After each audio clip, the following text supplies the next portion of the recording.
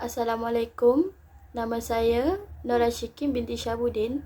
Nombor matrik saya adalah 200-673. Assalamualaikum dan hai. Nama saya Nurul Afzal Musfirah binti Asri. Nombor kad matrik saya pula adalah 20060125. Nama saya Nur Sohaini binti Rozali dan nombor matrik 2006060-123.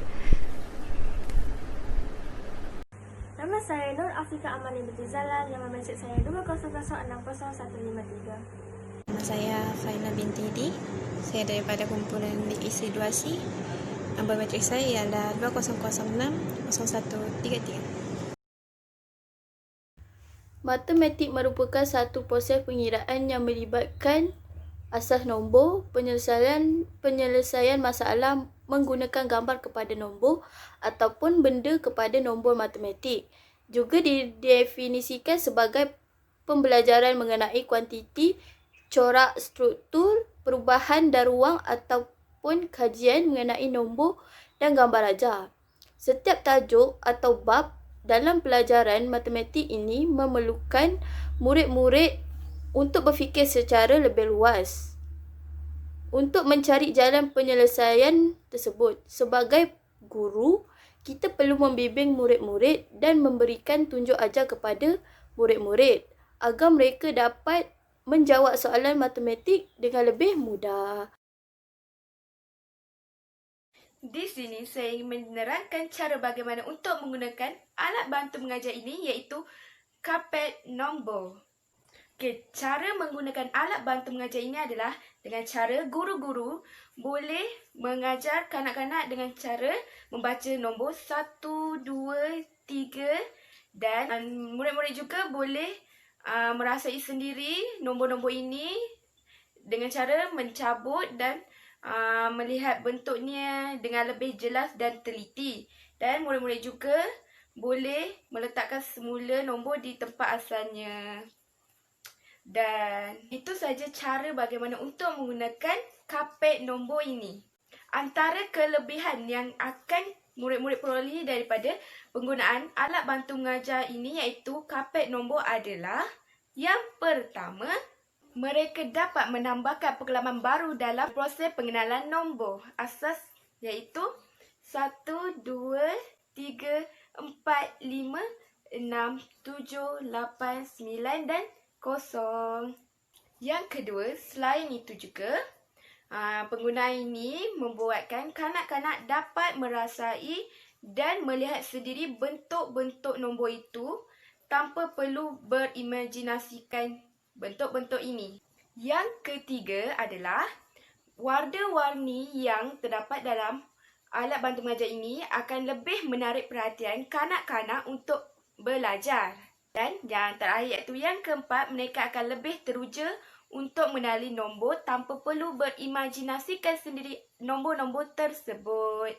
Maka pembelajaran kanak-kanak dalam mengenal asas nombor akan berjalan dengan lebih lancar kerana kanak-kanak memberikan tumpuan yang sangat jelas semasa pembelajaran dijalankan. Di sini saya menggunakan batang aiskrim yang berwarna-warni ini sebagai alat bantu mengajar untuk saya menyampaikan sesi pengajaran yang lebih jelas tentang pengiraan kepada kanak-kanak. Antara cara atau contoh yang boleh guru-guru gunakan terhadap kanak-kanak adalah seperti berikut. Yang pertama, guru-guru boleh menggunakan batang aiskrim ini untuk menjalankan proses pengiraan sama ada dalam bentuk penambahan atau penolakan.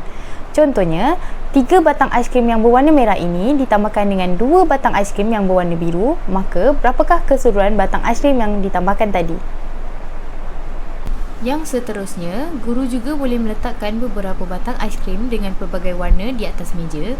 Kemudian, guru boleh meminta kanak-kanak untuk mengambil beberapa jumlah batang aiskrim yang diminta. Contohnya, guru meminta kanak-kanak untuk mengambil 5 batang aiskrim yang berwarna hijau lalu ditunjukkan kepada guru.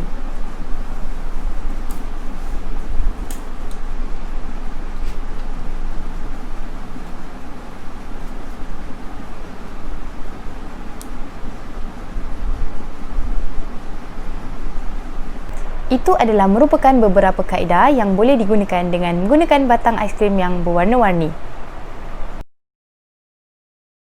Antara kelebihan alat bantu mengajar ini adalah ianya dapat memudahkan kanak-kanak untuk mengira, dapat membezakan warna berdasarkan apa yang dilihat dan juga mereka akan lebih jelas tentang apa yang diajar dengan bantuan ABM berbanding dengan hanya pengajaran secara lisan.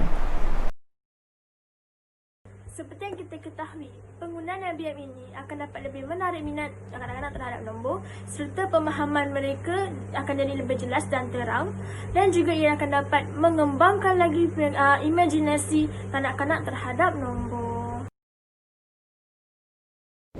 Kesimpulannya, matematik ini dapat mudah difahami dengan lebih terperinci oleh kanak-kanak apabila mereka dapat merasai sendiri pengalaman itu dengan dalam mengenali nombor itu sendiri. Seperti mengenali nombor asas dan menggunakan alat seperti blok sebagai alat pengiraan. Pelbagai aktiviti boleh dijalankan oleh kanak-kanak dengan mengenali asas nombor. Sebagai permulaan bagi menarik minat kanak-kanak untuk belajar subjek matematik, amatlah penting dimulakan dengan perkara yang menyeronokkan supaya kanak-kanak lebih giat dan terpengaruh apabila rasa ingin tahu mereka meningkat untuk mempelajari matematik.